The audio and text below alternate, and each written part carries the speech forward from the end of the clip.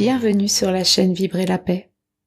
Pour conclure cette série de podcasts sur la paix intérieure, je cite une maxime de La Rochefoucauld. Tant que tu n'as pas trouvé la paix en toi, ne la cherche pas ailleurs. Nul besoin de chercher la paix ailleurs qu'en soi-même. L'expérience transformatrice est celle du quotidien, et nous avons tous un quotidien qui vient parfois nous heurter pour nous pousser à guérir des espaces à l'intérieur de nous, là où personne d'autre que nous-mêmes ne peut aller. Cet espace de paix existe en soi même s'il est voilé par tous les espaces de non-paix. S'ouvrir à son espace de paix, c'est s'ouvrir à sa propre présence, à son soi de lumière, à cette énergie qui ne peut être touchée, troublée, déstabilisée par quoi ou qui que ce soit.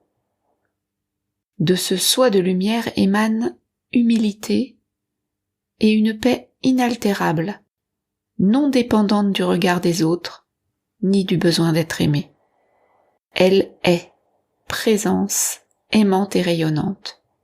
Elle ne juge pas nos erreurs, et ainsi on peut se montrer totalement vulnérable à elle, lui dire nos hontes et culpabilités avec honnêteté, lui confier les fardeaux que l'on porte, dire la vérité sur soi-même, s'abandonner à cette conscience supérieure pour aller de soi à soi, nom que j'ai choisi pour mon site internet.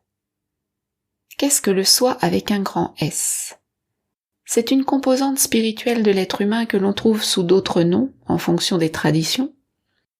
Le centre, le cœur, l'âme, l'essence, l'esprit, le moi profond, le moi supérieur, le soi divin, le principe organisateur, le maître intérieur, le guide intérieur, la présence je suis, le Christ intérieur, la nature de Bouddha, la grâce, l'amour inconditionnel.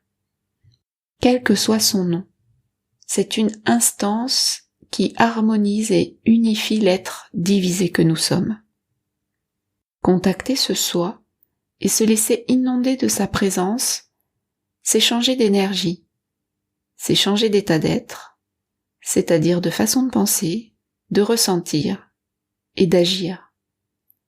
C'est changer son petit soi, sa personnalité, son faux self.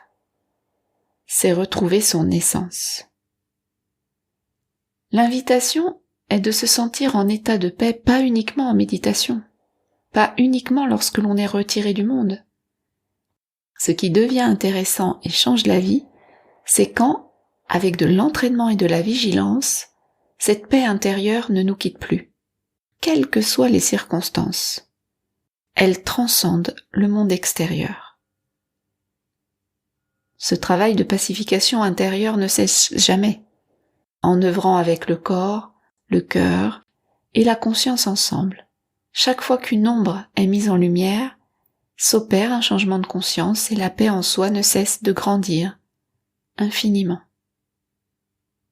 Il me reste à conclure cette série d'audios sur la paix intérieure en vous souhaitant de belles expériences vibrantes, de soi avec un petit s à soi avec un grand S.